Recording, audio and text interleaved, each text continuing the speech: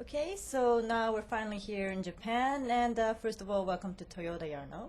Thank you very much. So, what's your impression of the team and joining here with us? Well, I'm very proud to be joining such a big group like Toyota, which is putting a lot of effort in Formula One, very committed. Obviously, for me, it's a new environment, so I need to learn quite a lot of things.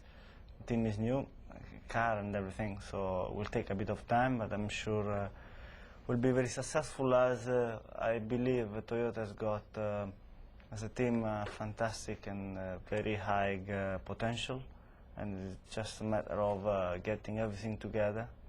And you know, I'm very happy and motivated to be on board, and I will do my best for the future.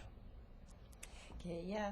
Then, Olivier, could you tell us a little bit about the car right now? How's it developed, the TF104B? Well, I mean, we improved the car during the season. I mean, for sure, to compare with the beginning, the car is still improvement. But what we need to know is all the team improved during the season. It's quite difficult to catch up. But I think now we're on the very good way to keep going this direction and continue to improve the car for next year. And Jarno, you've already tested the car, right? And so what was your impression? Well, obviously I found some very good points on the car, but also some points which need to be improved in order to get the car quicker for next year. So I think there is a lot of work ahead. So did you actually know the Japanese Grand Prix is the 50th Grand Prix for Panasonic Team Toyota? Did you know that? Yes. So how do you feel about it? Well, I feel very positive again. I mean, we know Toyota team is a very young team. Still celebrate 50 Grand Prix, I think is quite a good number, but we need to celebrate the victory early as possible. Okay, now we want to have to ask you some question about more of a personal side. And when you're a Formula One driver, do you think, perhaps your life is very different from the other people, and the fans are very interested in knowing what the Grand Prix drivers are really like, and you obviously travel a lot, right? How often do you travel in 1 year? I don't make a count, to be honest. I don't know how many days I'm at home. I don't know really how much, but it's a lot. I mean, we have 18 Grand Prix in the season. Between each Grand Prix, we have 3 or 4 days testing. We have some PR day for all the sponsors. We are very busy. For sure, it's not easy to manage, but for me personally, when you have a good stability on the family, I think it is possible to work in quite well. So when you travel, do you fly commercial flights, or do you have your own jet? Well, to come here in Japan, absolutely, you have to fly with the commercial flight. This is such a long way, and in Europe, sometimes, we get private jet, especially because the trips are short, and there is not much time from the Grand Prix to the test. So that's the best way to travel for drivers, because otherwise with commercial flight we would spend a lot of time sitting in the lounges of the airports and stuff like that. And how do you deal with time difference and jet lags when you travel so much? We don't deal. We try to to feel good the quickest as possible. Mm-hmm. Is why when we're going overseas, we fly 1 week early to just catch up the time and the jet lag we need to have to be on the good form for the weekend. Any places you particularly like to visit, when you go to for different Grand Prix, do you go on a holiday? Normally between the first 2 Grand Prix, which is Australia and Malaysia, I do normally go on vacation a little bit, because there is no time to come back, as it's such a long way. So I normally do go to to the beach and stay 4 or 5 days there, and then fly directly to Malaysia.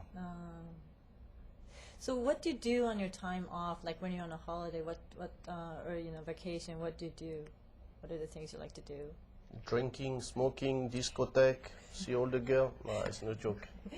Well, we I mean, when we have some day off, I think we need to train also quite high, because is what we said before, the Formula 1 season is very demanding, it's very hard physically, and during the winter time, when the most of the time we have vacation, we need to train ourselves very, very strongly. It means we don't have a lot of day off, to be honest, but when we have a day off, for me, I stay with the family most of the time. So like you say, you travel a lot, like you're away from home a lot, so you don't have much time to spend with your family, really? Well, you have some time, but it's quite short time. But I mean, I think we are lucky to do what we like, what the passion we have. I think we're lucky to have is a compromise again. But for myself, it's working quite well. But now I'm getting old, and I'm retired for next year. I have a less busy schedule, and for the future of me, I pass more time with the family. So does your family visit you on the Grand Prix often? Do they come to the track at all? Well, not really, to be honest. I travel with my manager, and when I'm working, I'm concentrated on what I'm doing. I don't like to have family and friends around. For myself, I think my wife going to some Europe Grand Prix, because we have kids. To travel overseas is not easy for her, but sometime, but not the most of the time. So I've heard, Jarno, you just recently got married? Yeah, a few weeks ago, not many. But then you don't have much time to be with your wife. Yeah, that's Formula 1, that's part of our job. But anyway, when I've got some time, I really enjoy the time with my family, also with my mother and dad. And that's the way it is in Formula 1. So, from Olivier, who has more experience in marriage life, could you give some advice to Jarno? Good luck. Like any tips of longevity? Well, I mean, all the people is different, but I think for my side, the stability of the family is very important to have success on the very demanding sport like Formula 1. So, do you have anything to say? Well, I think we spent quite a lot of time together with Olivier already in the past, and it's nice to be back again to celebrate probably maybe his last Grand Prix. We never know in Formula 1, but he's been a nice person, a strong driver, and it's been a pleasure for me to be part of his team and to be joining again his last Grand Prix here in Suzuka, the home Toyota Grand Prix. Yeah, that's right. Like you've been teammates in the past, and so you've known each other for a while. How long have you known each other? I mean, been good, big, close friends. Well, I think the first time I met Jarno is when he started racing in Formula 1. I think with Minardi, just to say hello, speak a little bit. And when I have my accident in '97, he's the driver and plus me for 7 Grand Prix. And after that, because he did a good job on the Prost Grand Prix, we carry on together for season 98 and 99. Is why I think we came in a very good friend, and we keep talking. I mean, also after that, we stay a very good friend for a long time. So, for a Grand Prix driver, what is the term of a good friend? I mean, do you guys go to dinner, you spend vacations together? Friends. Yes, I mean, we did a lot of training session together. We're going some holidays together. We have some good dinner, good fun. This is friend. I see. Okay. You've obviously been in Japan many times, and do you like coming to Japan?